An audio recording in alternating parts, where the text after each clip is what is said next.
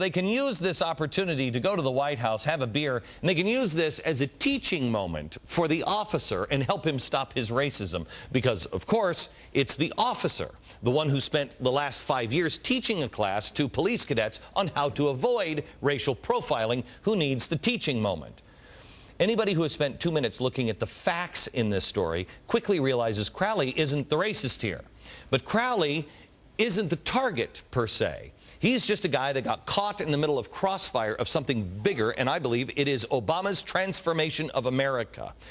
We know the president's views because he sat in a Marxist black liberation theology church for 20 years. He had to agree with something that was said in there. He claims, oh no, I wasn't even listening.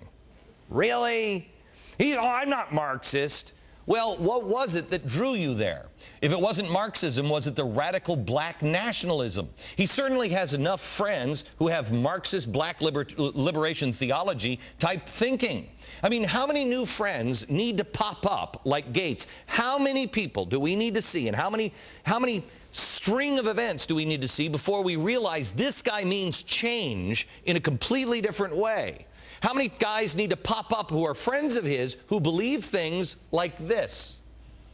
Without affirmative action, we would never have been able to integrate racist, historically white institutions in American society. Our people are under assault. Newt Gingrich and company, that contract for America is serious.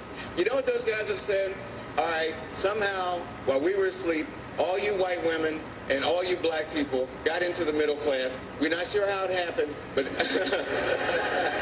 but the first thing we're going to do is we're going to shake the tree, and any of y'all who can't hold on, y'all going back.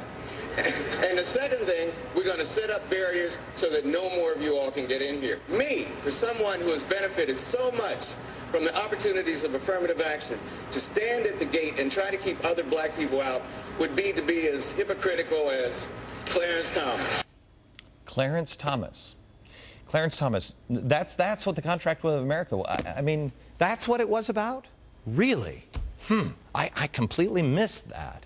Now, he's got friends that say things like that. There's his friend. There's Barack Obama's good friend that says things like that. And he has some really, really extra special friends also.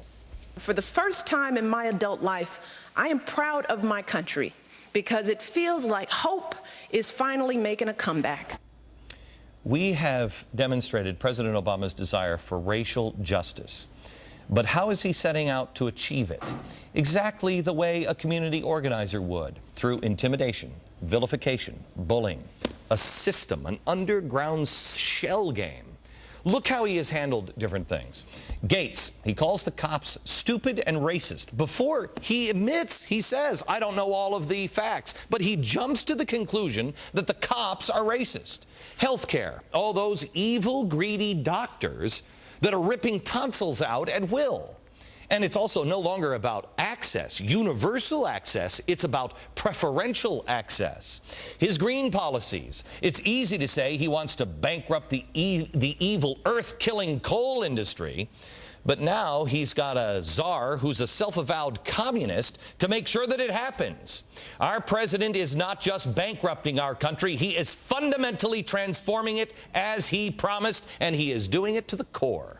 In the next few years, I promise you, America will look more like ACORN in structure and less than anything that our founders had in mind.